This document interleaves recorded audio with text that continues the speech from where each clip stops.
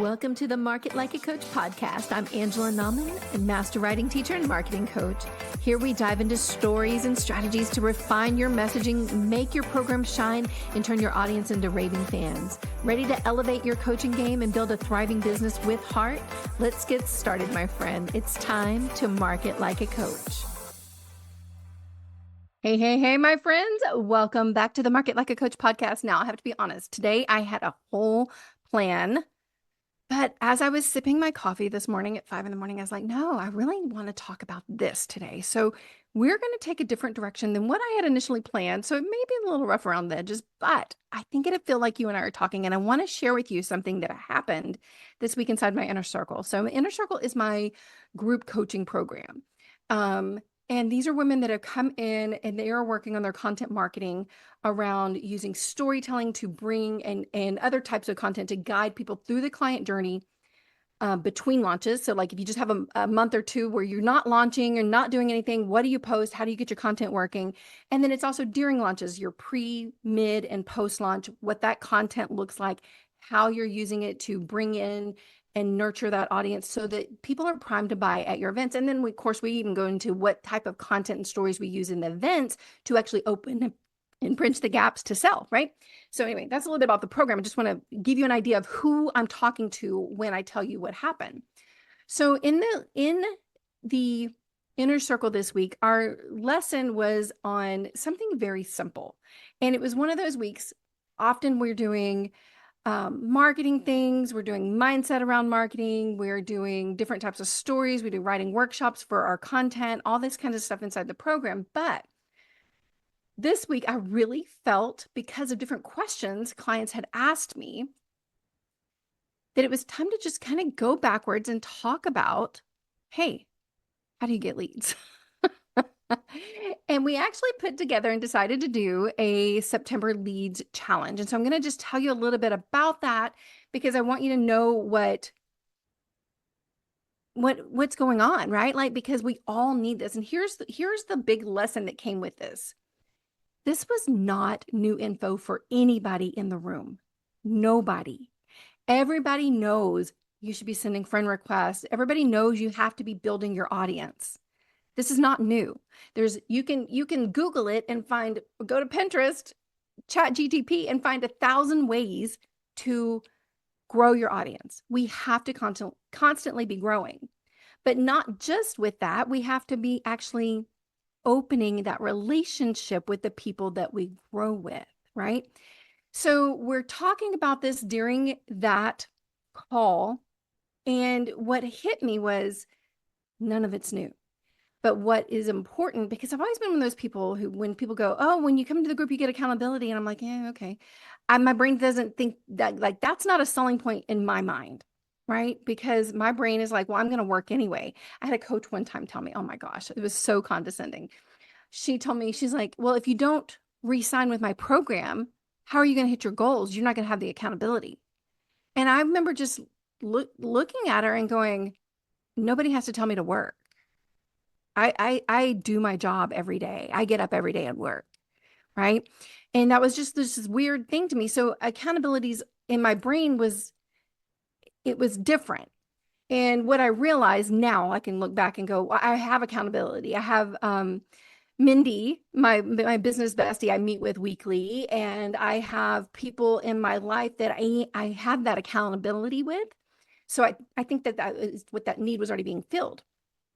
However, in my Inner Circle this week, as we were talking about these basic things of like things we can do to grow our leads and our audience and things like that, just general basic things. What hit me was every woman in that room, women with clients, women with growing businesses, were like, oh, I needed this. Oh, I needed this. And one of the things that kept coming up was, well, this summer, I just haven't done as much. This summer, I just haven't done my normal. I haven't been posting like I normally do. And you know what I told them? Me either. It was summer. I had my last event I held at 1st of August. I held that coming off of a 2-week vacation. It was the worst decision I'd ever made. I'd still converted at 33%, but did I have the full nurture time ahead of time? No. Could it converted higher if I'd have, not been on 2 weeks of vacation? Absolutely. But it's normal, right? I want to share what we're talking about today is this idea that we do know what to do. It's normal that things happen, like maybe things drop off in the summer, their kids are home. Let's be honest, we're just in a mood to sip cocktails and sit on the porch and chill out and visit and have fun anyway, right? Like we think summer, like it's been programmed into us going to school all those years that summers are a playtime, even when you're your business owner, right? So our brains, I think some of us, not all of us, just enjoy that time. Nothing wrong with that. So when my kids went back to school, man, I was like refocused. I was back into like, okay, let's planning out everything, like back into like actually using my calendar to plan all those kinds of things. And here's what was interesting. None of it was new for me. None of the things I taught my clients that Monday was new for them. But I was refocused. So sometimes what happened was I gained awareness talking with Mindy. I gained awareness about where I was with things and how I felt. I was having emotions around my own business, like we all do. And it was because I knew I hadn't done as well as I could have, right? And let's be honest, a lot of people would love a 33% conversion rate off an event, right? I know I have good ones. But I've had as high as 80. So when it's not that, my brain's like, oh, failure. Which of course it's not, but our brains like to brain on us. So I'd talked to Mindy and I'd had some awareness about what was going on in me. That awareness, there's my accountability. My accountability partner gave me that. And so I made a plan and I started moving on, right? And I started working my plan. And so that's what happened for my clients on Monday. Me just reminding them, hey, summer's over. It's great. You had a great summer. Don't beat yourself up. We're coming into September. Let's just make a plan. Let's make a plan. Let's understand where we are right now. Let's love ourselves through that because there's no reason to beat ourselves up for having a great summer. And let's make that plan to move forward. And so that's what happened for my clients. That's why they loved it. And I'm going to tie this into something else that happened with a client this week. It's amazing how it all puzzle pieces together, right? So coming into that awareness, making that plan, and now we can move forward and have accountability during September to grow that audience for them. Because if you're posting content, but you're not growing your audience, then, well, who's reading it, right? We have to have someone to look at the content that we're putting out. So with that, I share this because here's the next thing that happened, and they worked together. Then I met later in the week with one of my clients, and we were talking about her upcoming launch. She's launched many times before, but she usually has kind of low conversions, where you have like that 3 to 5% conversion kind of thing, which is typical industry conversion. And just for those of you that like to launch, like I love a good launch. Oh my gosh, I have so much fun. I work really good in a launch situation. That's a whole nother podcast, but I'm going to be I'm going to have an event probably in November on that about launching like a coach and just the power of that. So just keep in mind that. But so here we're talking about my coach to my client, her low conversions. I'm talking she would have 50 or 60 people sign up for her event. A good of that, half of them attend, and then she would have the 3 to 5% conversion, right? So her content's working outside of the launch. People are getting into the launch. She has amazing email sequences. I'm like, can I look at your email sequence? Like she's great at some things, like just so good. But as we were talking I said, let's look at your actual meat and potatoes of what you do and what you say during your launch, during the actual event itself, because maybe that's where it's dropping off. Like we were just in this reflect and refine place, like what's going on. So we dive in, and here's what I noticed. Sister was giving so much value to her clients, to her audience, to the people coming to her event. But she was giving so much that I think it just made them where they're like, okay, well, I'll go work on this. Like we can give too much. And what was funny, and I told this to another client, this is the week where I'm like, let me tell you what my client said. So I was talking with another client. Why do we do this? Why does this happen? It happens because we like to help people, right? We're coaches. We like to help people. The other part of that, I know for me, and I was talking with another client this week, she does the same thing. She's a former teacher. So we go into teaching mode. We hold an event and we have, especially if people have paid to come, we really want to make sure they get something out of it. So we start actually teaching instead of giving them transformation. And so this is what happened, why my clients' launches aren't working the way she wants. But I think it's also what happened inside my inner circle on Monday. I did not teach them something new. What I did was I gave them transformation. I gave them an aha about where they were so that their own brain could start problem solving. And the thing is, their brain's like, well, I do know what to do.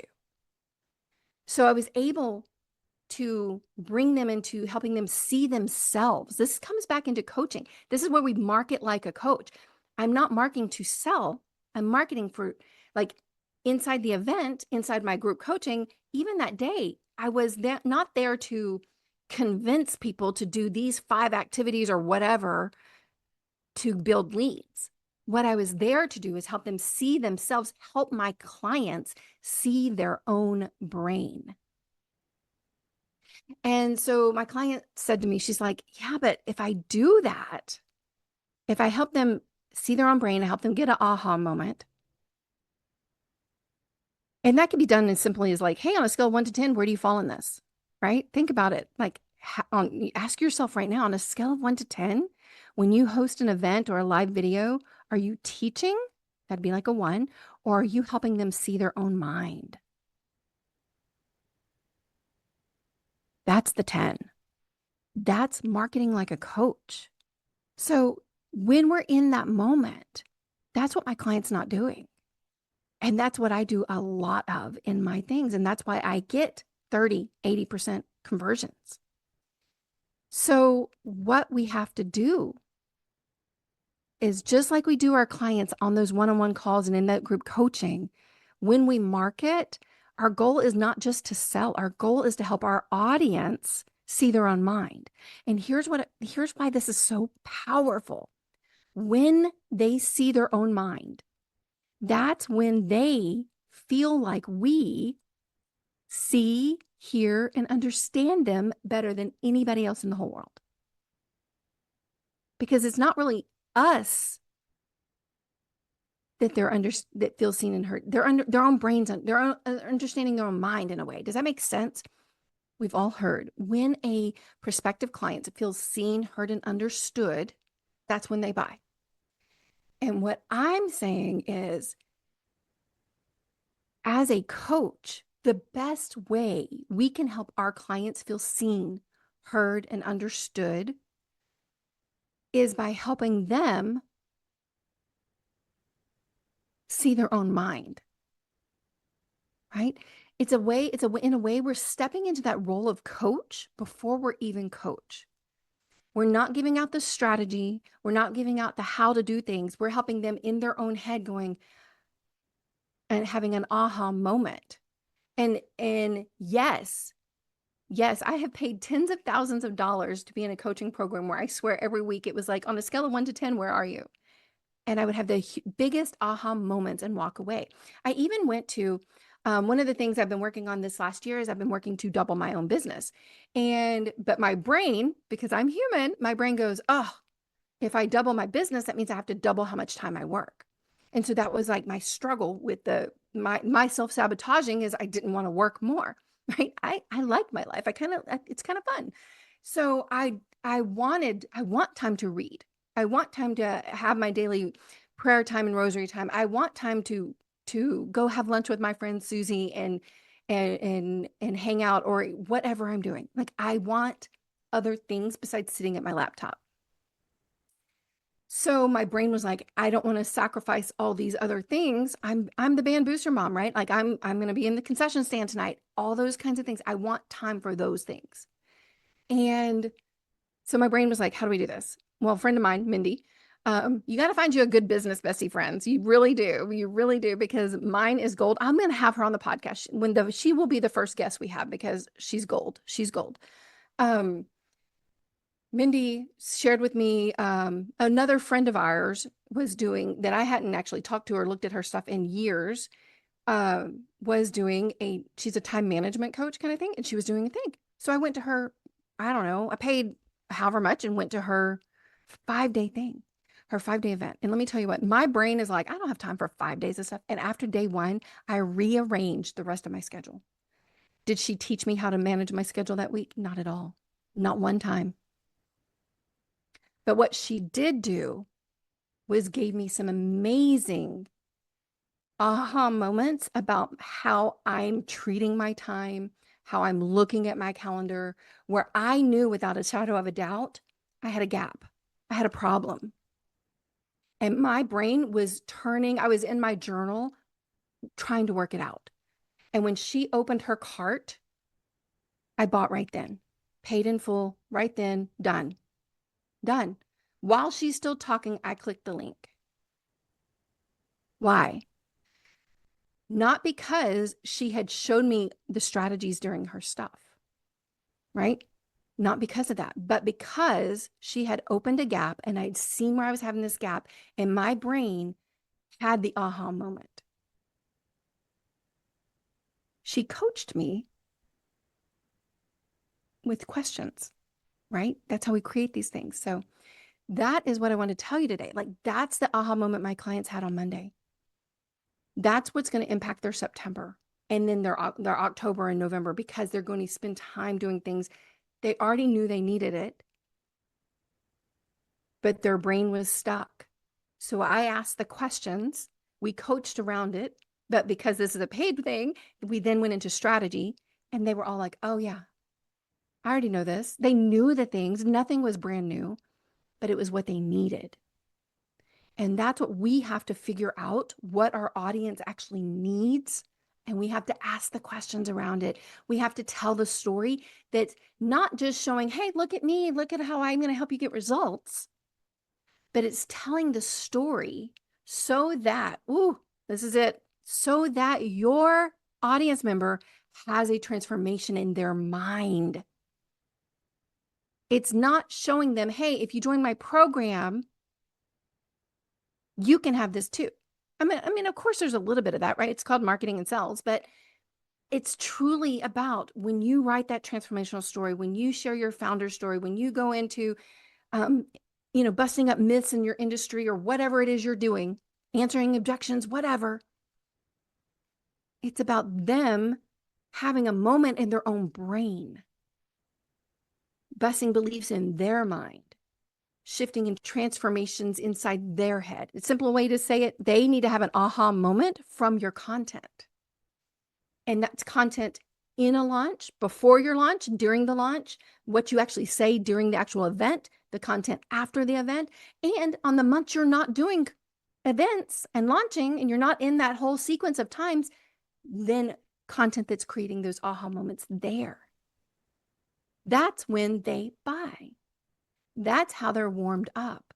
That's when they come to you when they need help, because you've already given them aha moments and they know you can help them. They know with you, there's transformation. That's the difference. You see, it's so powerful. So my friends, you can do this. You are already a coach. Like, you already coach them. You already know how to ask questions. You already know how to help your clients see their mind, right? You know these things. You spent time in your coaching program that you went to get certified. I'm assuming you're a certified coach to do this, right? You already used the model or some type of self-coaching thing, technique, strategy to grow your own brain. Use that inside your content, inside your events, for them to see themselves. And that's when they come into that. That's when they come in. All right, my friends, if you need help with this, there's places open in my inner circle. Just reach out. Just reach out. You can go to my webpage. There's information on there. We do amazing things to help you market like a coach. That's helping your clients see their brain. That's helping you come at it and building that safety and that relationship. That's what it's all about, right? So that they feel safe to come into that one-on-one coaching container with you or that small group coaching container with you. They feel safe spending the money because they've already began having transformations and you haven't even got fully into the coaching container. So powerful. Okay, come join me. There's a place for you. All right. Till next week. Next week, I'll probably get back on schedule with the original podcast I had planned. So until then, you guys go have an amazing week. And don't forget, you are a coach. You get to market like one too. Hey, my friends. Thanks for tuning in to the Market Like a Coach podcast. I hope you found today's episode valuable and inspiring. Remember, it's all about refining your message and elevating your content game so that you can thrive as a coach. If you enjoyed this episode, be sure to subscribe, leave a review, and share it with your fellow coaches. For more tips and strategies and resources, visit me at angelanauman.com.